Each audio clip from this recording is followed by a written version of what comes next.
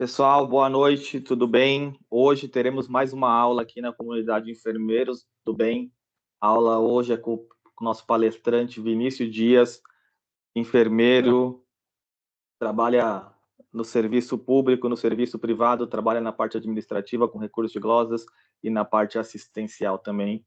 E vai trazer hoje aqui para a gente uma aula assistencial sobre sinais vitais. Eu queria passar aqui alguns avisos antes sobre a comunidade. Lembrando que no mês de maio a gente está tendo uma série de aulas gratuitas aí, com diversos temas, sejam temas de gestão, temas assistenciais, auditoria, faturamento e outros assuntos relevantes para a nossa enfermagem.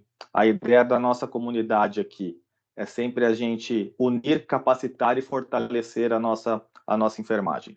Como que a gente faz isso? Através dos nossos grupos de WhatsApp, gerando network, através dessas aulas, das nossas comunidades, e agora também futuramente através do nosso aplicativo, que vai ter bastante interação e conteúdo ali.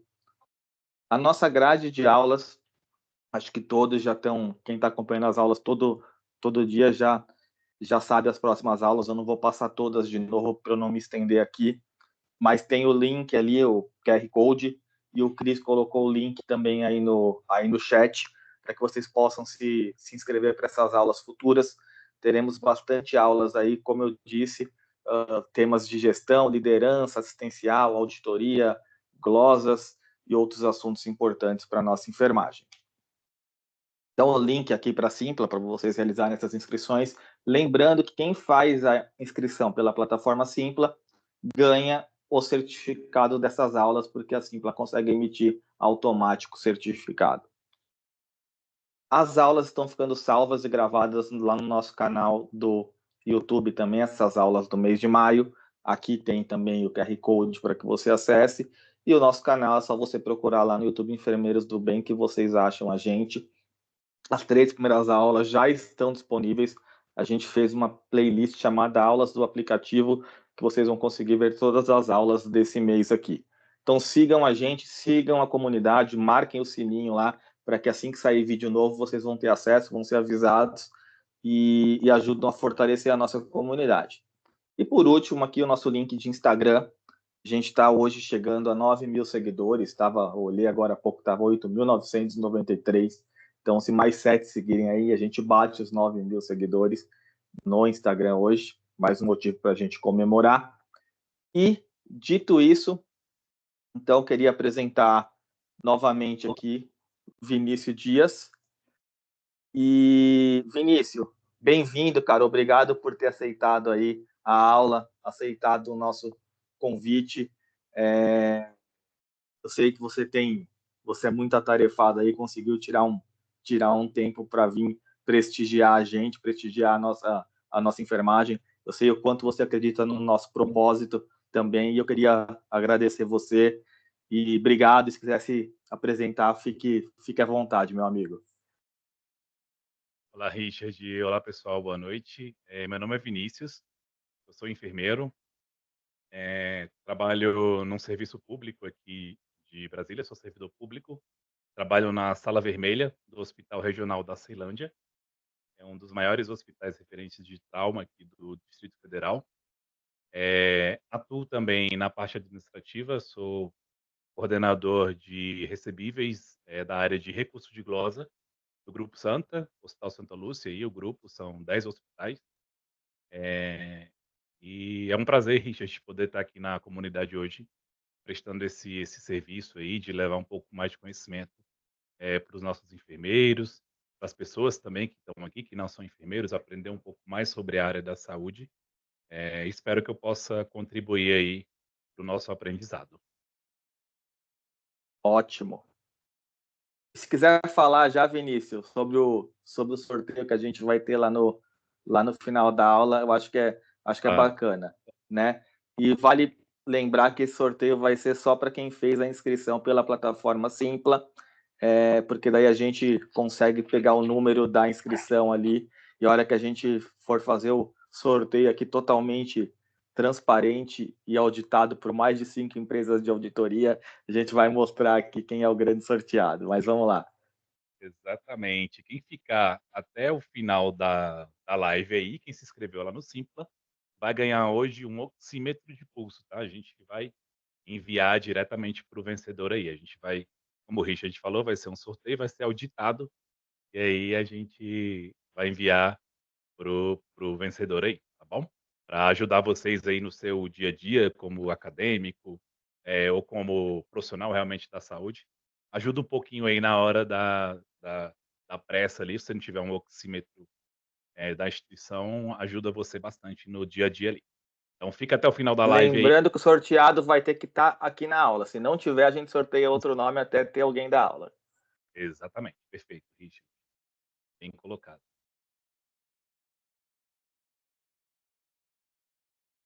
Vamos lá, Vinícius. Se quiser começar a apresentação, é com você. Vamos lá, pessoal. A proposta hoje é a gente falar um pouco do ambiente intra-hospitalar.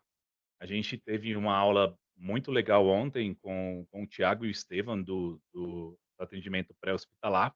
E aí hoje a gente traz a parte do intra-hospitalar para a gente dar sequência aí aos nossos estudos. Essa aula eu não vou... Richard, se me permite quebrar um pouco o protocolo, quem tiver aí no chat, quem puder colocar a profissão, a cidade e o estado onde mora, só para a gente ter uma noção de como é o nosso público. Pode ser, Richard? Claro, vamos lá. Vamos lá, Interação é pessoal. fundamental. Vamos lá. 2 minutinhos aí, quem puder colocar aí o nome. Nome não, só profissão, a cidade e o estado onde vocês moram, para a gente ter uma noção do nosso público, né? Como que a gente está falando.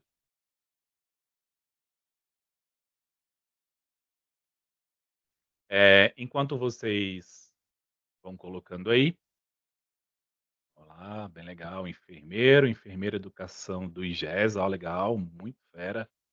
Pessoal da Bahia aí, enfermeira, Salvador, Bahia. Ô, Bahia. Tem mais? Enfermeiro, BH, Minas Gerais. Alô, BH. Professor, Rio Grande do Sul. Enfermeira auditora, Joinville, Santa Catarina.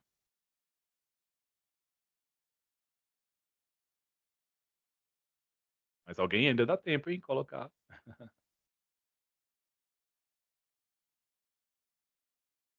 Beleza. Enfermeira, São Paulo, capital. Coordenadora de Faturamento Brasil e Goiânia, Daiane. Acadêmicos, Campos do Goitacazes. Carla. Campo do Legal, Goytacazes é pessoal. Rio de Janeiro. No Rio, Cara, né? tem gente aqui do Brasil inteiro, É, praticamente. Gente do Sul, Sudeste, Centro-Oeste, Nordeste. Faltou do Norte. Não vi ninguém do Norte, mas tem uma turma que participa é, bastante do Pará e de Amazonas também. Já já alguém entra aí para prestigiar o Norte. Ah, legal. Beleza. Pessoal, só para a gente ter uma noção realmente qual o público que a gente vai falar hoje, porque o nosso tema é um tema intra-hospitalar e a gente tem que ter uma noçãozinha de com quem que a gente está falando. Você está falando com acadêmico, com um profissional já formado ou com pessoas leigas no assunto, né? Isso ajuda a gente a escolher um pouco melhor as palavras e os termos que a gente vai utilizar.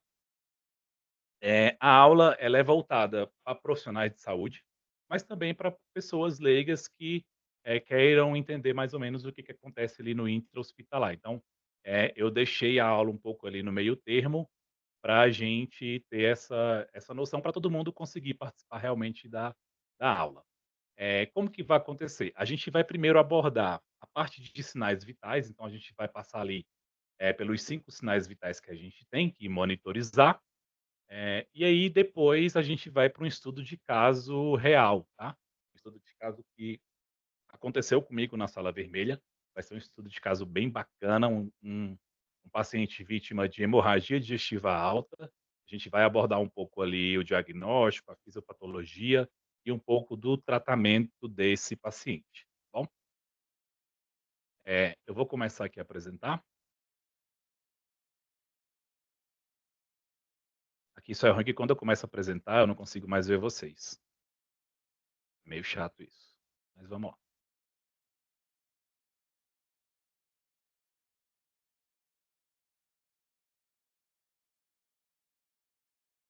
Estão conseguindo ver minha tela? Estamos, mas acho que não está no modo apresentação full ainda.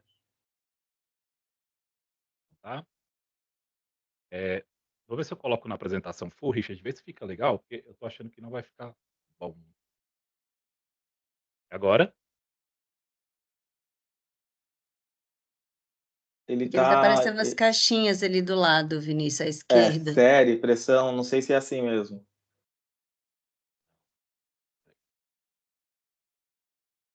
E agora? Aí, agora foi. Mas tá grande, né? Foi, mas aí ele ficou desconfigurado aí.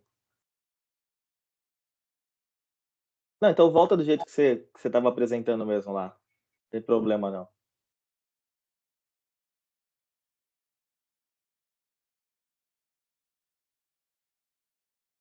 Assim, tá dando para ver? Tá.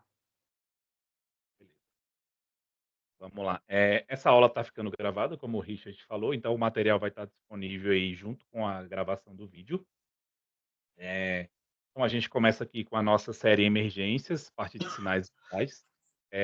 Isso é uma série, espero que eu possa continuar a série em breve, Richard. Então, espero o convite já, os próximos. Essa é a primeira de muitas aulas da série. A gente continuar a nossa série Emergência, tá? Beleza, sinais vitais. Gente, o que que é os sinais vitais? Só relembrando aqui para a gente que já estudou, para quem estuda, então, sinais vitais são os indicadores fundamentais que a gente tem ali na saúde, né? Para verificar o nosso bem-estar.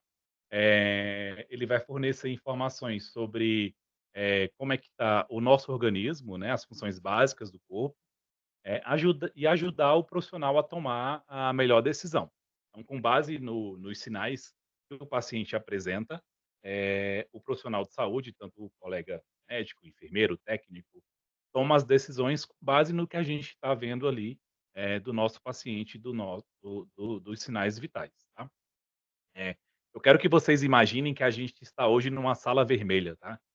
Isso tudo que a gente vai falar é uma sala vermelha, com vários leitos, é, chegando o paciente baleado, o paciente esfaqueado, vítima. Vinícius, dúvida de leigo aqui, o que é uma sala vermelha? Sala vermelha, vamos lá. Sala vermelha é a porta de entrada do hospital para aqueles pacientes que estão em grave estado geral, tá? Eu não sei como que funciona aí nos outros estados, mas aqui em Brasília, em todo o hospital regional de cada cidade que a gente tem aqui, tem uma sala vermelha, que é onde ficam os profissionais emergencistas e profissionais também que são especialistas em UTI. E aí a gente recebe esses pacientes graves, que são acidentados, esfaqueados, baleados, vítimas de AVC, de infarto agudo do miocárdio. Então, realmente é uma sala preparada, é como se fosse uma UTI. Na unidade onde eu trabalho, a gente tem 6 leitos, então são 6 leitos ali disponíveis para aquelas pessoas que realmente precisam de cuidados, urgentes, ok? Ok. Beleza. Lembrando, eu tenho 6 leitos na minha unidade, mas noite passada eu estava com 8 pacientes, tá? Então eram 6 mais 2. Não me perguntem como, mas a gente recebeu. Então, os sinais vitais, pessoal, é um norte que nós profissionais temos para melhor conduta ali do manejo do nosso paciente. Tá? Então, a gente precisa entender os sinais e sintomas que o paciente está nos apresentando para tomar a melhor decisão. Tá?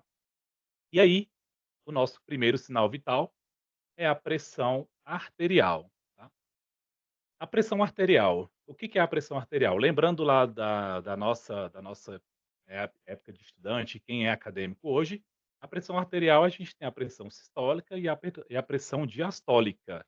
Quem lembra aí, vai saber que a pressão sistólica é aquela, onde tem a maior contratilidade dos átrios ali do coração para bombear o sangue, e a diastólica é a fase de relaxamento do bombeamento. Então, a gente tem pressão sistólica e diastólica, tá bom? Eu não vou entrar muito na questão da fisiologia da até porque tem algumas pessoas um pouco mais leigas, mas fica uma dica aí, quem quiser estudar a parte de compensação da pressão arterial na fisiopatologia, fica a dica para relembrar o que a gente vai tratar aqui de pressão, tá? Hoje a gente tem como referência, teve uma atualização agora pela Sociedade Brasileira de Cardiologia, então hoje eu considero a pressão arterial sistólica de 130 a 139 e a diastólica de 85 a 89. Valores abaixo, valores abaixo desse, eh, desses valores preconizados, a gente considera o paciente como hipotenso, tá? Então, um paciente que está ali, chegou para você no seu serviço com a pressão 98 por 56. Esse paciente está hipotenso, tá? Ele está abaixo dos valores de referências preconizados pela Sociedade Brasileira de Cardiologia. O paciente chegou para você, está com a pressão ali 18 por 64. Um paciente que está hipertenso, né? Está acima dos valores de referência. E aí vários fatores podem contribuir para o aumento ou para a diminuição da pressão arterial, né. No nosso caso, aqui que a gente vai discutir, vai ser um paciente com hemorragia digestiva alta, e aí a gente vai ver como que vai ficar os sinais vitais desse paciente aí, em relação à pressão arterial. Tudo certo aí, pessoal? Ok? Estão me ouvindo certinho? Tudo certo. Beleza. Vamos lá. Outro parâmetro muito importante para ser analisado é a frequência cardíaca, tá? Pessoal, tudo que eu estou falando aqui é baseado em estudos e atualizações recentes das sociedades brasileiras de cardiologia. E quando a gente for falar da hemorragia digestiva alta, a gente vai falar também baseado na Sociedade Brasileira de Gastroenterologia, tá bom? Então, quem tiver dúvidas sobre os valores que a gente está falando aqui, sobre os padrões de tratamento, podem entrar nessas duas sociedades, no site dessas sociedades, na parte de informativos e atualizações, vocês vão encontrar lá todo o material que embasa a nossa aula e a nossa tomada de conduta frente a esse paciente. Então, a frequência cardíaca, o que que é? A quantidade de vezes que o nosso coração bate por minuto, tá? Então, a gente tem ali uma frequência cardíaca que é medida por minuto. E quais são os valores de referência hoje?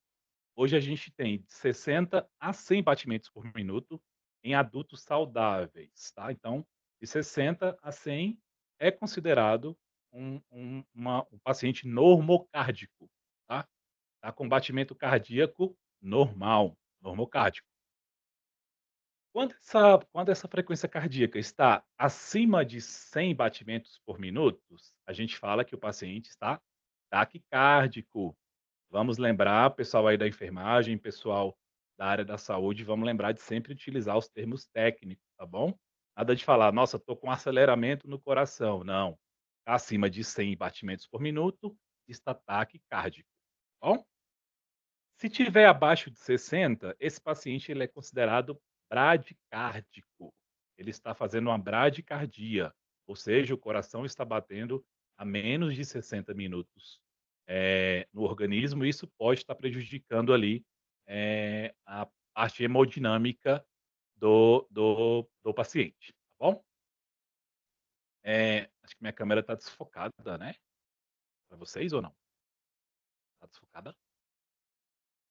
Um pouquinho. Um pouquinho, né? Agora voltou. Beleza. Melhorou. Beleza. Pessoal, até aqui, tudo bem? Pressão arterial, frequência cardíaca. Deu para entender quem é leigo e quem é da área aí? Tudo certinho? Ok? Quero ouvir um amém aí. 100%. Beleza. Vamos lá. Não menos importante, a gente tem a nossa saturação de oxigênio, tá? Então a gente já vai aqui para o nosso terceiro sinal vital, que é a saturação de oxigênio. A saturação de oxigênio, a gente vai ter um parâmetro da quantidade de O2 diluído ali na capilaridade do nosso organismo. Então, quanto mais oxigênio a gente tiver diluído no nosso organismo, na capilaridade ali, isso é melhor para o nosso funcionamento normal, tá? A gente tem os valores normais ali, que variando de 100 a 95%, tá bom? Vinícius, o paciente está saturando a 100% o tempo inteiro, isso é legal? Não, vocês sabem que estudantes e profissionais que estão aqui, que o paciente saturando a 100%, um catéterzinho de O2, por exemplo, ele pode fazer uma hiperóxia, ele pode fazer um excesso de oxigênio no organismo, e isso é prejudicial, tá bom? Então, o ideal é que o paciente fique ali numa frequência de 95 a 98%, tá bom? Se tiver abaixo de 95, esse paciente está fazendo hipoxemia. Ele está com a quantidade de oxigênio baixa no organismo, tá? E aí isso leva a uma série de complicações para o nosso paciente. Lá na frente, na parte que a gente for ver a parte do estudo clínico, a gente vai ver como que isso pode influenciar nas condutas do nosso paciente, ok? O quarto, a gente tem aqui a frequência respiratória, pessoal. A frequência respiratória é o ciclo que a gente fala de inspiração e expiração. Então, eu inspirei e expirei, é contado um ciclo de respiração, tá?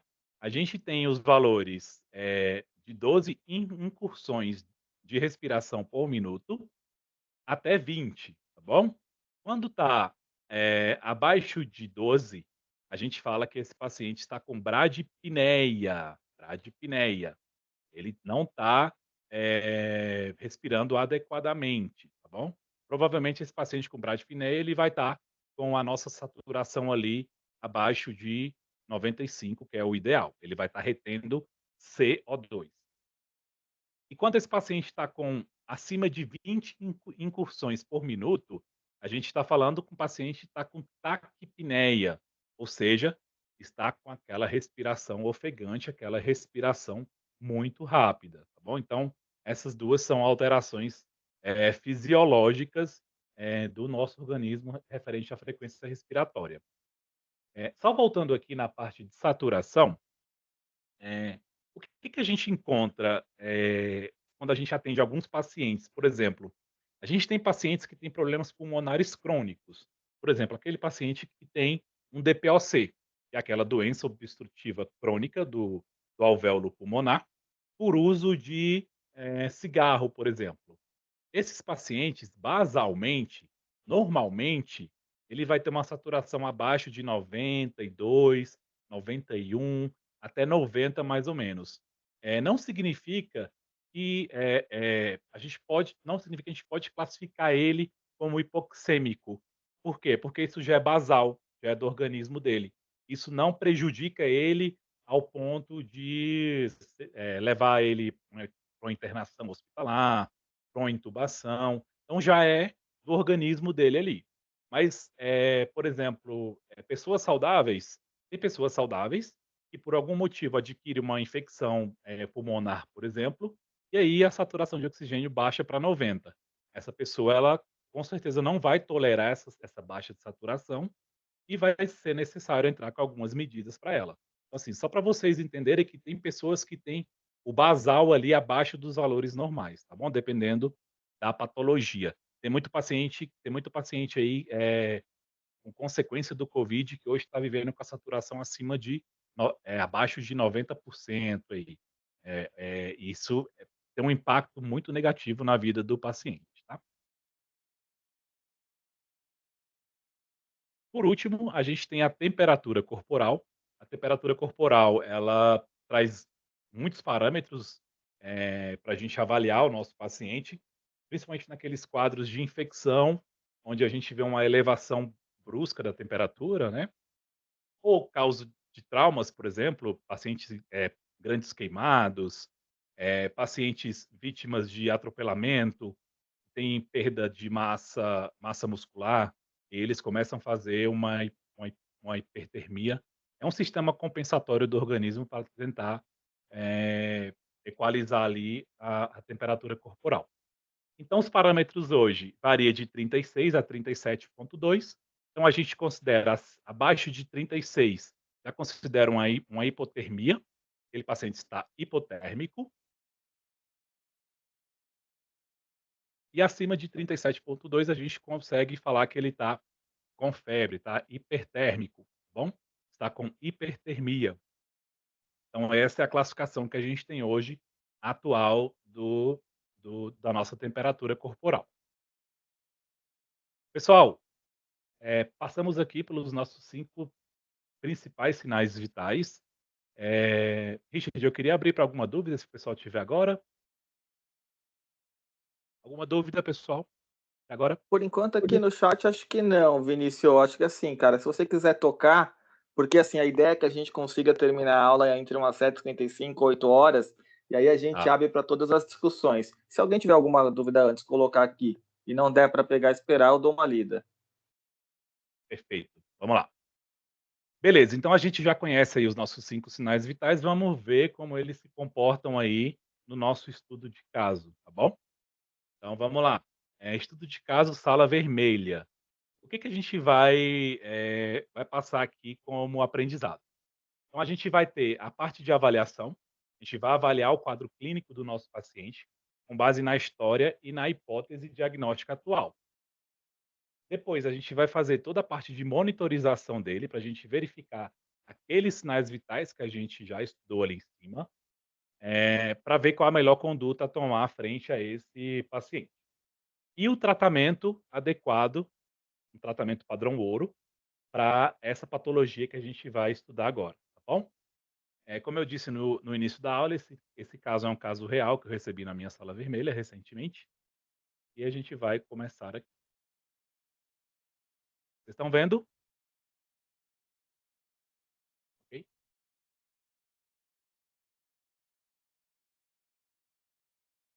Vamos lá. Então, estava lá no meu plantão, peguei meu plantão mais 7 da noite, e aí a gente recebeu um paciente masculino, de 52 anos. Eu esqueci de colocar aqui, mas esse paciente era portador de HIV, tá bom? Paciente masculino, 52 anos, HIV, deu entrada na sala vermelha, veio conduzido pelo SAMU 192, com relato de hematêmese. Alguém lembra o que é hematêmese? Vômitos com sangue, hein? Termo técnico. Hematêmese em jato de grande quantidade, aquele paciente que faz aquele vômito em jato em grande quantidade. Ele teve 2 episódios em casa e 1 episódio na ambulância. Então são 3 episódios grandes aí de vômito, sanguinolento em jato, tá bom? Eu não consegui tirar uma foto na época, mas eu consegui essa foto mais ou menos igual. Vocês estão vendo aqui, ó, a quantidade que esse paciente perde de sangue aqui. Esse paciente está aqui na maca, está lateralizado, com a cabecinha do lado, para não broncoaspirar. E aí ele faz esse vômito aqui, sangue mesmo. Às vezes vem borra de café, às vezes vem sangue vivo, depende da classificação da hemorragia digestiva, tá bom? Esse paciente que eu atendi era sangue vivo, era um sangue bem arterial. Vamos lá. Ao exame físico, esse paciente estava confuso, confusão mental. Ele não sabia falar o nome dele, não sabia falar onde morava, tinha uma certa dificuldade para localizar onde ele estava no momento. A gente perguntava para ele, ele não sabia. Então já tinha um sinal de confusão mental. Ansiedade, aquele paciente que não parava no leito, se movimentando o tempo inteiro, pedindo para sair, pedindo para ir para a rua. Então, um paciente bem ansioso. Palidez cutânea. O que é palidez cutânea, pessoal? Vamos lembrar dos termos técnicos. Aquele paciente que está branco, que está pálido, palidez cutânea, palidez da pele. Sudorese intensa, esse paciente estava suando muito. Eu lembro que até as colegas técnicas pegaram algumas gases para enxugar ali o suor, porque realmente estava muito intenso. Uma respiração rápida. Quem lembra lá do sinal vital de frequência respiratória? Respiração rápida, ele estava em taquipneia, tá? E o pulso filiforme, aquele pulso que você pega aqui, às vezes fraco, às vezes forte, às vezes rápido demais. Então, um pulso filiforme que não se mantém adequado como uma pessoa saudável tá. Já de cara, como ele apresentou os sinais e apresentou os sinais e os sintomas clássicos, já foi diagnosticado ali uma hemorragia digestiva alta, tá? Então, nós avaliamos o paciente, verificamos ali a história clínica dele, o exame físico e, junto com o vômito que ele apresentou, a gente diagnosticou esse paciente com hemorragia digestiva alta, tá? Pessoal, quando eu falo a gente é equipe multidisciplinar, tá bom? É o enfermeiro junto com o médico, com o técnico, com o fisioterapeuta. A gente trabalha em equipe multidisciplinar na sala vermelha, tá bom? Daí, feito isso, a gente monitorizou esse paciente. Na sala vermelha que eu trabalho, isso é uma função do técnico de enfermagem, então ele vai colocar lá os eletrodos nas posições corretas, colocou a oximetria de pulso, colocou o aparelho de pressão arterial do monitor multiparâmetro, e aí a gente conseguiu ver a monitorização desse paciente, esses sintomas, esses sinais clássicos aqui. Então ele estava com a pressão arterial 78 por 56, era um paciente hipotenso, ele estava com a frequência cardíaca de 156, lembrando lá que o normal é de 60 a 100, então ele estava taquicárdico. E ele estava com a saturação de 89, ele estava hipoxêmico já, tá? Já estava fadigando ali, por conta da perda sanguínea que ele estava tendo. E estava com a frequência respiratória de 32 incursões por minuto. Então já estava também com ataque apneia. E a temperatura estava hipotérmico 35,4. Bem, definido o diagnóstico, definido a monitorização, qual o próximo passo? Naturalmente, o tratamento para esse paciente. Então, qual é o tratamento padrão ouro que a gente tem hoje na sala vermelha para esse tipo de paciente? Primeira coisa que a gente tem que providenciar depois da monitorização, pessoal, um acesso venoso, tá?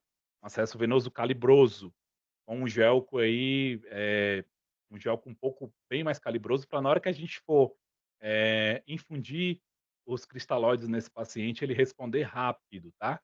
Nada de usar borboletinha, nada de usar catéterzinho de criança, catéter de gente grande, de grosso calibre, tá bom?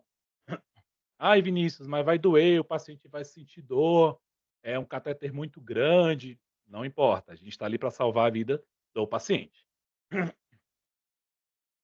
Posto isso, a gente puncionou esse paciente, e aí esse paciente ele estava fazendo uma taquipneia muito grande e estava ficando hipoxêmico. Então a gente tem que preservar a via aérea desse paciente. O que é preservar a via aérea? É entubar o paciente, tá? Então esse paciente a gente precisou entubá-lo, a gente preparou todo o material de intubação, cânula, laringo, aspirador, sonda de aspiração, medicações para sedar esse paciente. E aí, o médico, com auxílio do enfermeiro e dos técnicos, a gente intubou esse paciente, tá bom? Lá na sala vermelha tem uma curiosidade, que à noite, vocês sabem que hoje quem cuida da ventilação mecânica é o fisioterapeuta, tá? Isso é preconizado. O Conselho Regional de Fisioterapia, Federal de Fisioterapia, ganhou isso na justiça há um tempo atrás. Isso era atribuição do enfermeiro, hoje é atribuição do fisioterapeuta.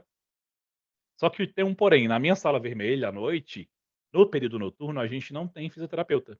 Então, o enfermeiro tem que ser enfermeiro e fisioterapeuta. Então, é o enfermeiro que monta a ventilação mecânica. Então, eu fui lá, coloquei os parâmetros certinho do ventilador mecânico, coloquei a PIP adequada, coloquei a saturação de oxigênio adequada, o volume corrente adequado, e aí procedemos com a intubação desse paciente. Então, a gente garantiu a via aérea desse paciente. Depois disso, a gente entrou com droga vasoativa. Quem sabe aí o que é droga vasoativa? Alguém pode colocar aí um exemplo de droga vasoativa no chat? Vamos lá, os enfermeiros aí de plantão, estudante de enfermagem. Um exemplo de droga vasoativa. Vamos lá, alguém?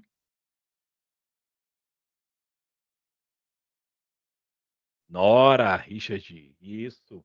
noradrenalina. Então, a noradrenalina é um exemplo de droga vasoativa. É a droga de escolha, é o padrão ouro que a gente tem hoje para estar entubando ali o nosso paciente. Dobuta também, Stephanie, dobutamina também é uma droga. Então, a gente entrou com essa droga vasoativa porque o nosso paciente estava hipotenso. E a droga vasoativa faz uma vasoconstrição central, e aí ajuda a melhorar tanto o batimento cardíaco do paciente quanto a pressão arterial. Tá? Depois disso, a gente entrou com reposição de cristalóides e hemoconcentrados, prescrito pelo colega médico. Depois disso, a gente passou uma sonda nasogástrica. Vinícius, para que serve essa sonda nasogástrica? Esse paciente estava com hemorragia, então ele estava com o abdômen bem distendido, estava com o estômago cheio de sangue. E aí a gente passa uma sonda nasogástrica no paciente, no narizinho dele, uma sonda calibrosa, tá bom? Para a gente drenar aquele sangue que está ali no estômago daquele paciente, tá bom? Vinícius, posso colocar uma irrigação para ajudar a lavar? Posso colocar. Como que é feita essa irrigação? Soro fisiológico, tá bom? Por favor, nunca faça um soro fisiológico gelado no paciente, tá bom? Existia essa conduta antigamente achando que o soro gelado traria algum benefício em relação ao estancamento do sangue da hemorragia digestiva. Não, o sangue gelado provocava uma hipotermia, aumentando a coagulação, a anticoagulação sanguínea e aumentando o sangramento. Então, não é indicado soro gelado, tá bom? Soro a temperatura ambiente. Procedemos com a sonda vesical de demora. Esse paciente estava entubado, sedado, e a gente tem que ter uma sonda vesical de demora para verificar ali o débito urinário do paciente, para ver como é que está aquela função renal. E, geralmente, esses pacientes fazem insuficiência renal aguda. Então, a gente coloca uma sondinha para monitorizar. Exames laboratoriais para verificar o hematócrito e a hemoglobina glicada.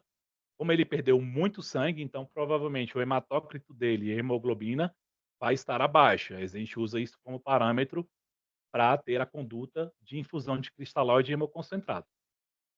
E aí, o principal tratamento, isso tudo aqui, pessoal, que eu falei até agora, é só para estabilizar o paciente, tá bom? A gente nem chegou no problema de fato ainda, tá? Que é o sangramento digestivo. Para isso, a gente tem, por último, a endoscopia digestiva. Esse realmente é o tratamento que vai ser feito para o nosso paciente para sanar ali o problema principal dele. Tá bom? Vamos lá.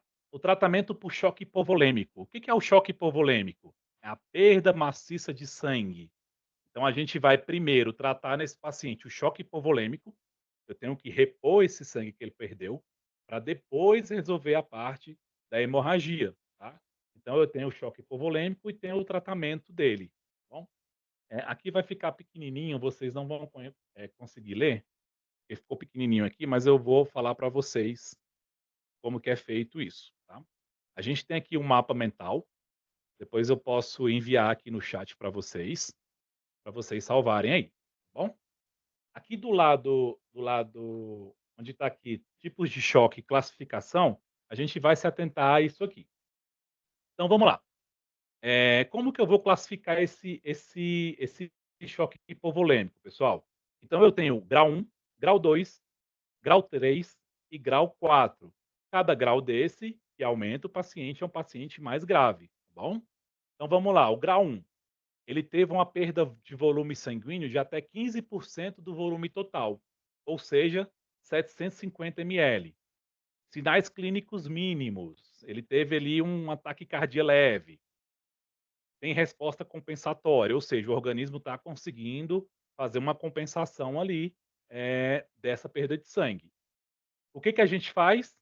Cristalóides, 30 ml quilo de peso corporal. Então, para esse paciente que está com a perda sanguínea de grau 1, leve, o tratamento é cristalóide a 30 ml quilo de peso corporal.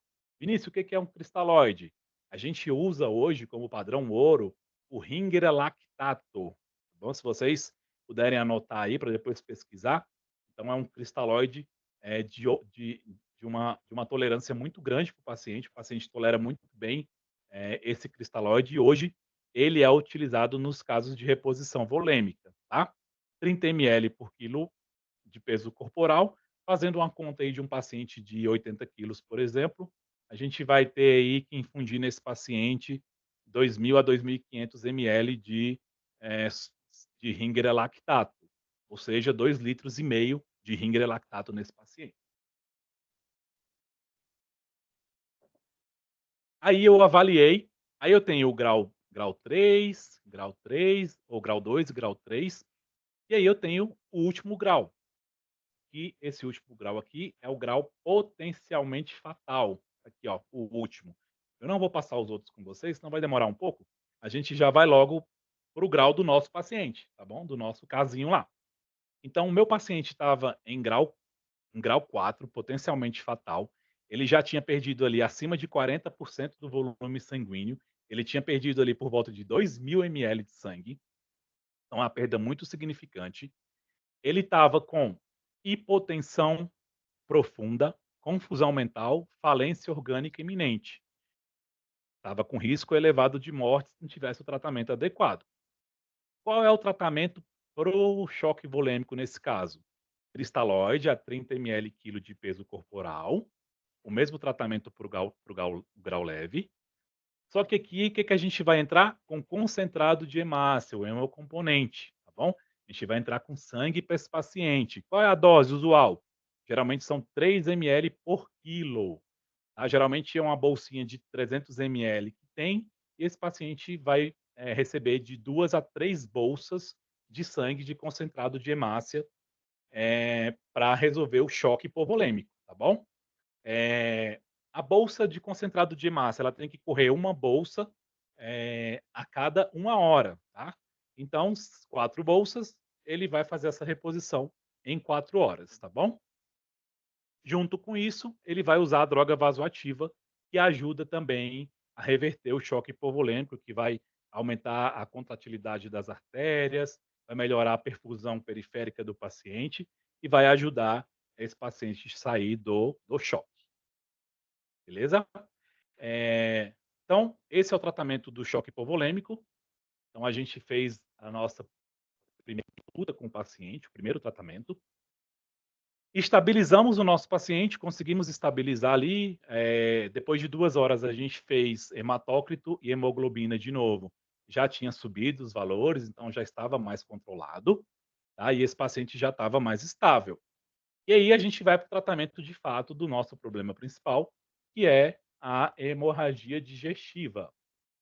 Antes disso, do tratamento, eu quero compartilhar com vocês a fisiopatologia da hemorragia digestiva alta. Como que ela funciona, de que ela vem, aonde ela está, para a gente entender um pouco do tratamento. Então vamos lá. O conceito de hemorragia digestiva é um sangramento do trato gastrointestinal nas estruturas acima do ligamento de Treitz. Ou seja, ele vai acontecer ali no esôfago, no estômago ou no duodeno, tá bom? Aqui a gente tem o ligamento de Treitz, aqui em verdinho, tá bom? É um ligamento que sustenta o intestino superior do intestino inferior, duodeno. E aí, acima dessa estrutura, a gente tem o estômago, o esôfago e o duodeno. Aí, quando o sangramento é nessas partes, a gente classifica como hemorragia digestiva alta, tá bom? Quando a hemorragia está abaixo do ligamento de Treitz, a gente classifica como hemorragia digestiva baixa. Como que eu vou descobrir isso? Através da endoscopia, tá? E aí, a hemorragia, pessoal, ela pode ser dividida em 2 frentes, não varicosas e varicosa, tá? De varizes mesmo, tá bom? Então, quando a gente fala que é varicosas, é quando tem varizes ali na parede do esôfago, do estômago ou do duodeno, tá bom? O que causa essas varizes, Vinícius?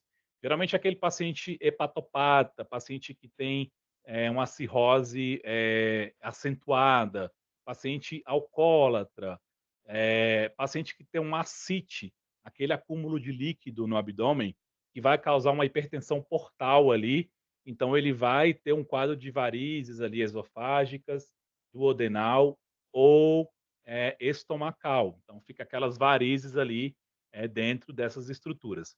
A gente vai ver mais na frente como que se formam essas varizes. E eu tenho a não varicosas, que são as mais comuns, pessoal. As não varicosas são geradas por úlceras pépticas, ou seja, aqueles pacientes que têm uma úlcera e aquela úlcera, por algum fator, ela extravasa, ela rompe e o paciente começa a ter um sangramento ativo. O que que causa muita úlcera péptica? O uso de anti-inflamatório não esteroidal de longa data, aquele paciente que usa muito ibuprofeno, muito paracetamol de longa data, isso pode causar uma úlcera péptica e essa úlcera pode romper e causar ali um sangramento no paciente, tá? Então, o diagnóstico, então a gente chegou lá, a gente pediu, o médico pediu voltando no caso do nosso paciente, o médico pediu uma avaliação do gastroenterologista, o gastroenterologista chegou lá com um endoscópio, fez a endoscopia do nosso paciente, e aí tem esses achados aqui na endoscopia, tá? Então, esse de cima aqui, ó, vocês estão vendo aqui, aqui é uma porção do duodeno sem varizes, esse aqui está normal, esse aqui de fino calibre e esse aqui de grosso calibre. Então, aqui a gente tem um diagnóstico de varicosas. Então, vocês estão vendo as varizes aqui na parede do esôfago, aqui já no esôfago. Na parede do esôfago, aqui, ó, isso são varizes, tá? Varizes de grosso calibre, igual aquelas varizezinhas que algumas pessoas têm na perna, mas essa aqui é de grosso calibre. Uma varize bem varicosa. O que acontece? Então, uma dessas varizes aqui, ela se rompe e aí começa o sangramento no trato intestinal, tá bom? A não varicosa, aqui o paciente tem uma lesão aqui na parede do esôfago, tá vendo? Então essa lesão ela abriu, tá aberta aqui, ó, as bordas abertinhas, e aí começou a sangrar, tá bom? O nosso paciente lá que a gente atendeu era uma úlcera não varicosa, era desse tipo aqui, tá bom? Essa imagem não é do nosso paciente, tá, pessoal? É uma imagem que eu peguei só para a gente ter como exemplo. Então, mas o nosso paciente era uma úlcera não varicosa, tá? Era uma úlcera péptica.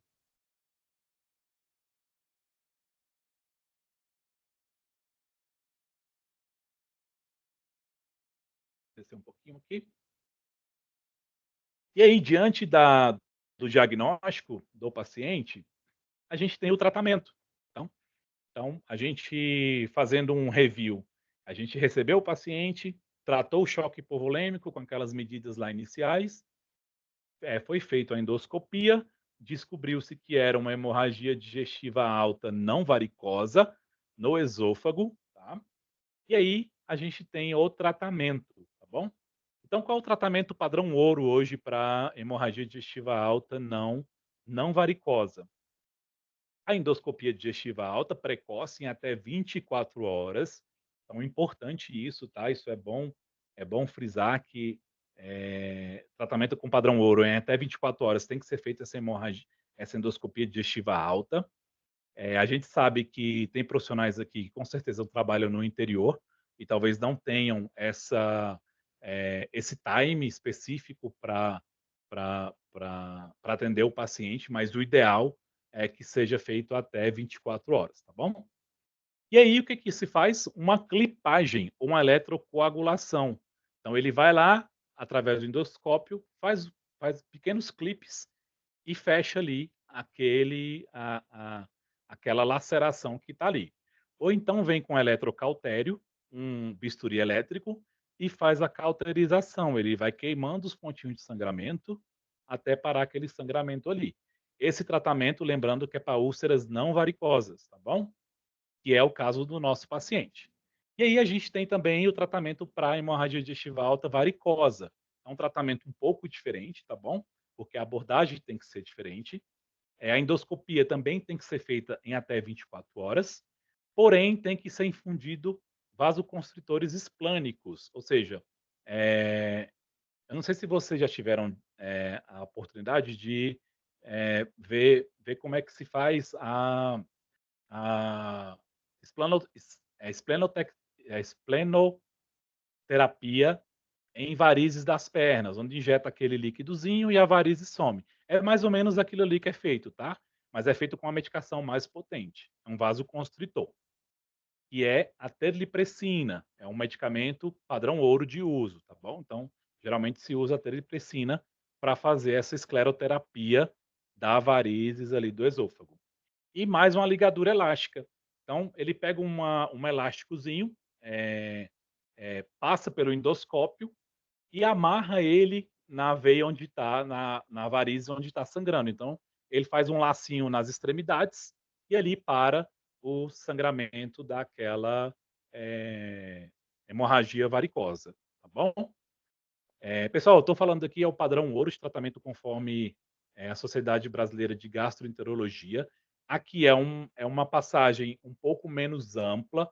Lógico que durante o tratamento tem mais coisas que serão feitas pelo endoscopista, mas aqui é um padrão básico que a gente tem de tratamento desse paciente, tá bom? Thanks, obrigado pela atenção de todos. Richard, podemos abrir aí para as dúvidas. Beleza. Se quiser fechar a tela, então, aí, para a gente aparecer grande aqui, fica melhor.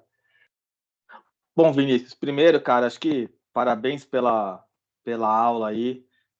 Acho que foi bem esclarecedor. Acho que alguns termos, até para quem é mais leigo ou não é da área assistencial, conseguiu entender bastante. E acho que a gente pode abrir agora aqui para discussões, perguntas. Eu vi que tinha 2 comentários aqui, tinha um do Alberto, tinha um do Brenner. Eu acho, Brenner, não sei se você está aí ainda, mas se você quiser começar tirando a sua dúvida, acho que a gente já pode abrir com o Brenner, depois com o Alberto, e se alguém quiser comentar mais alguma coisa, pode levantar a mão, que daí eu chamo aqui na sequência já. Brenner, tá aí?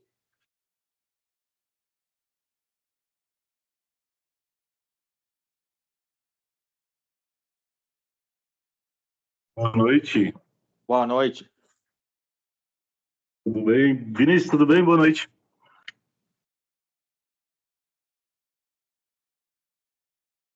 Consegue me ouvir? Vinícius. Não, eu acho que o Vinícius ficou, acho que no mudo, Vinícius, a gente não está ouvindo você.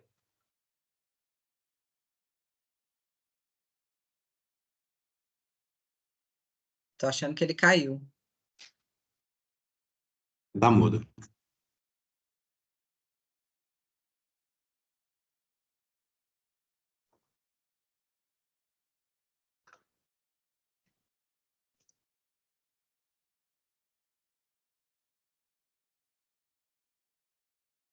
Será que ele caiu? Bom, vamos ver se ele volta aqui, Brenner.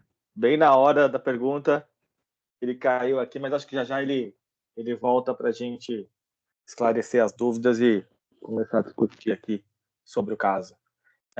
Se vocês puderem comentar aí o que vocês acharam, se alguém quiser fazer algum comentário, fica à vontade até o Vinícius voltar.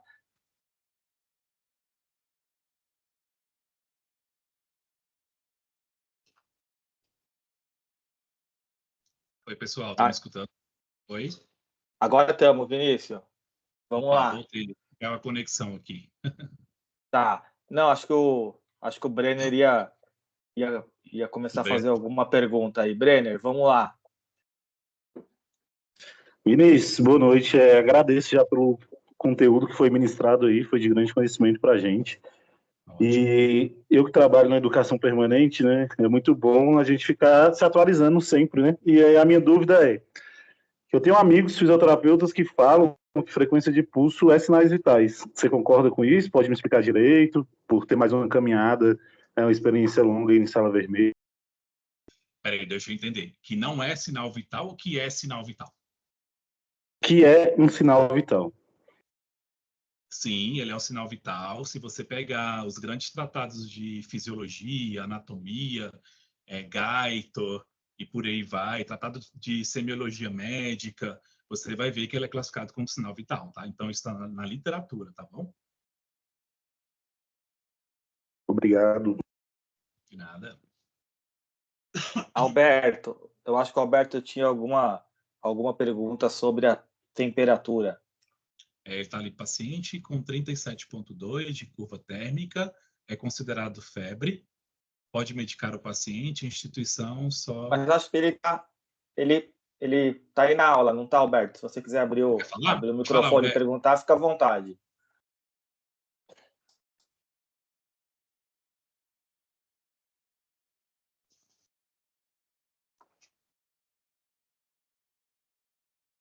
Bom, vamos lá, acho que ele não está conseguindo abrir o microfone, Vinícius. Eu acho que a pergunta dele é, você tinha falado lá na sua aula que a partir de 37,2 já era considerado febre, e ele está falando que lá na instituição seria a partir de 37,7. Isso, exatamente. Como eu falei aqui, Alberto, algumas literaturas, as mais conceituadas no trabalho científico, traz como 37,2 já um estado febril. Só que depende da instituição onde você trabalha. Tem instituição que preconiza 37,7. Aí vai saber, de repente a instituição fez algum estudo específico ali da área onde as pessoas moram, e ali decidiu como tratamento padrão ouro 37,7. Mas a literatura fala que 37,2 já é um estado febril, sim, tá bom? Mas aí depende de cada instituição.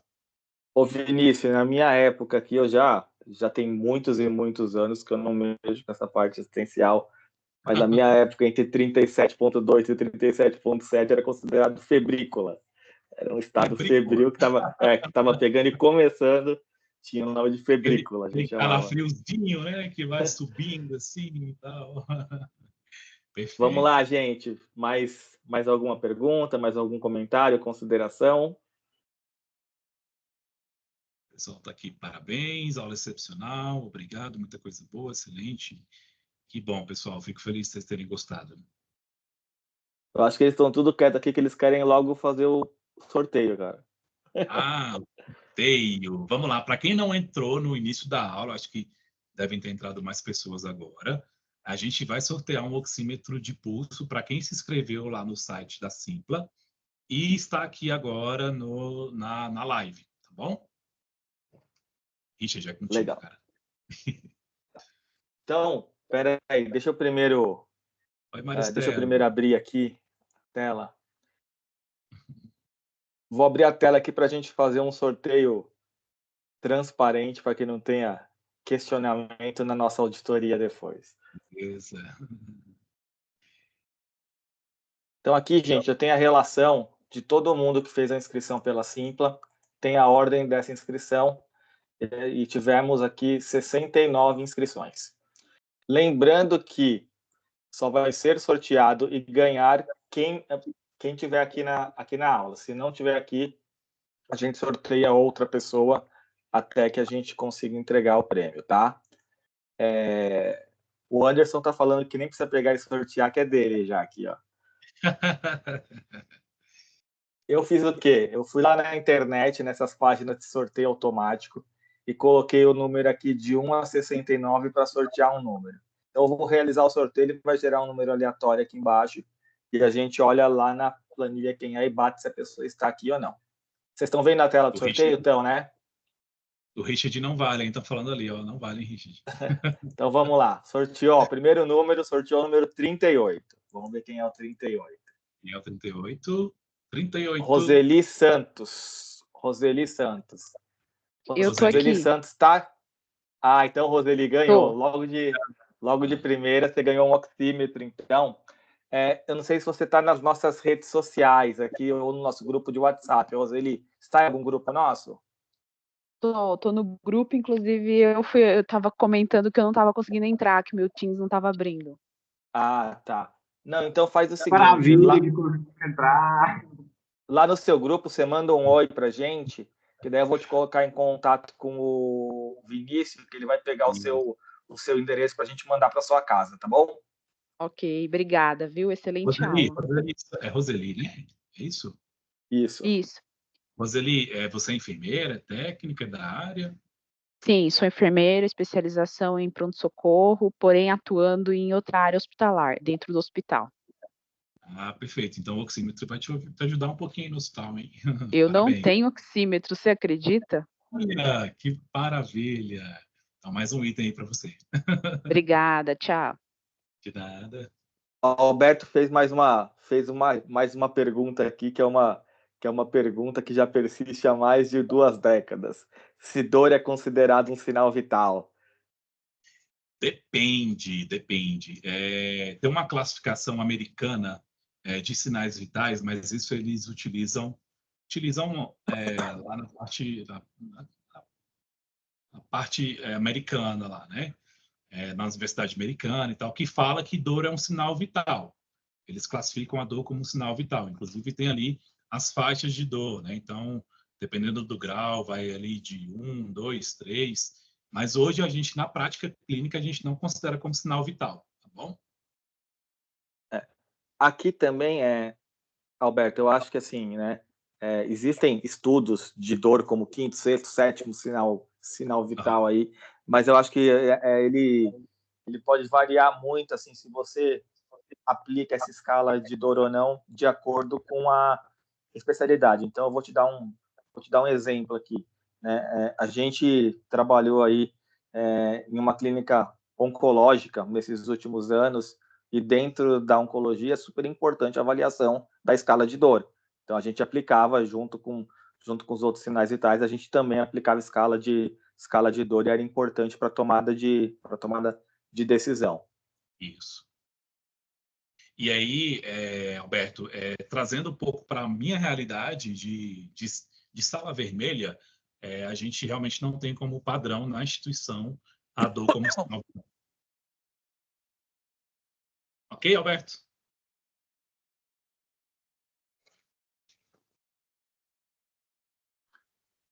Gente, não tendo mais perguntas aí, se tiver, aproveita que a gente tem tempo hoje. Se não tiver mais, ô Cris, solta o link das próximas aulas já também, se puder aí no chat, para que as pessoas possam se inscrever para as próximas aulas. Se vocês gostaram da aula do Vinícius aqui, comentem aí pedindo uma próxima aula, que ele vai fazer uma série de emergência para a gente, trazendo outros casos e outras situações para a gente conhecer um pouco melhor aí como que é a situação de uma emergência de um hospital público. Legal. E aí, pessoal, e aí, ó, quem quiser aí que a gente tenha as próximas aulas, a gente vai definir aí sempre nesse mesmo padrão, trazendo um caso concreto, real aí do nosso cuidado com o nosso paciente e trazendo de fato aí o que a gente recebe lá na nossa sala vermelha, tá? Eu E a apoio mais. próxima aula ele prometeu nos bastidores que ele vai sortear um Jeep Renegade aqui pra gente. Eita, aí é demais, hein? Ó, a Etiane perguntou aqui se nível de consciência também tem grande importância na definição de parâmetros. Sim, claro, não é considerado um sinal vital, mas é uma avaliação de extrema importância para saber se aquele paciente está consciente, está orientado. Inclusive, a gente tem a escala de Glasgow, que aí nos dá esse parâmetro. Então, lá na escala de Glasgow, a gente vai ter a pontuação, onde se o paciente é responsivo, se o paciente tem abertura ocular, se o paciente tem força motora. Então, a gente avalia o nível de consciência por essa escala de Glasgow. Então, sim, não é um sinal vital, mas é de suma importância para a nossa avaliação. Ó, o Marco fez uma pergunta aqui, ainda voltando sobre a dor do sinal vital, e aí ele perguntou no caso da angina e de AM. Neste caso, Marco, sim, acho que é um pouco que a gente falou lá, que, por exemplo, dentro da área de oncologia é super importante, dentro de uma emergência cardiológica, a gente tem que considerar, sim, dor como um sinal vital, porque ela ajuda a fechar diagnóstico aí. Sim, exatamente, Richard. E ele serve também como um sintoma clássico da angina, né? Então, paciente com dor precordial, irradiando por membro ali, e aí a gente, lógico, faz as dosagens as dosagens cardíacas, de enzimas cardíacas, mas é sim um sinal e um sintoma de angina ou um IAM. Muito bem colocado, Marcos, parabéns.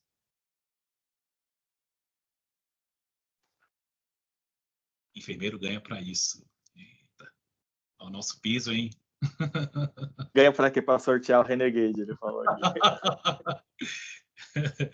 Gente, então acho que a gente vai encerrar aqui. Queria agradecer mais uma vez a participação de todos vocês, o engajamento. Acho que a gente fechou a primeira semana de aulas aqui. Eu estava fazendo esses levantamentos, mas a gente vai fechar a semana aqui com mais de 200 alunos entraram nessas 4 aulas, com conteúdo aí, mais de 500 horas de aula disponibilizadas, e a ideia é que na próxima semana a gente tenha um público maior ainda, e que vocês, se vocês puderem ir passando para colegas, outras pessoas aí, participarem do nosso grupo, da nossa comunidade, todos são muito bem-vindos aqui para que a gente possa discutir caso e aprender junto, tá bom? Obrigado, gente. Até a próxima semana, então, segunda tem aula de novo. Diga, Vinícius. Para fechar aqui, uma última mensagem. A comunidade Enfermeiros do Bem é uma comunidade que o Richard trouxe aí para a gente se unir enquanto classe, né, enquanto enfermeiro. É uma comunidade que nos une e nos faz mais fortes. E aí eu quero deixar aqui uma palavra de vitória para nós enfermeiros, né? A gente tem visto o quanto a gente é importante na ponta, a gente tem visto o quanto o nosso trabalho é fundamental no atendimento do paciente. Nós somos profissionais que realmente fazemos a diferença para o nosso paciente. É nós que estamos lá 24 horas do lado do nosso paciente, cuidando, dando atenção, dando o nosso melhor. Então, sim, a enfermagem brasileira é uma classe que precisa de união, mas que está no caminho certo, está no caminho que a gente tem que trilhar aí de conhecimento técnico, de defesa um do outro, que a gente possa realmente nos unir e que a comunidade de Enfermeiros do Bem possa ser esse elo aí da nossa união. Muito feliz em participar desse momento e espero que eu possa trazer mais conhecimento para vocês em breve. Hein? Valeu, Vinícius. Obrigado, cara. É isso, tamo junto. E, Alberto, a aula vai estar salva amanhã cedo já no nosso canal do YouTube. E aí é só salvar o link lá e pode assistir a aula e o material quantas vezes quiser aí, tá bom? A partir de amanhã já está lá no canal do YouTube dos Enfermeiros do Bem. Gente, obrigado. Até amanhã. Até amanhã não, até segunda-feira nas nossas próximas aulas aí. E boa noite aí, pessoal. Tchau, pessoal. Valeu, obrigado. Obrigada, boa noite. Tchau, boa noite.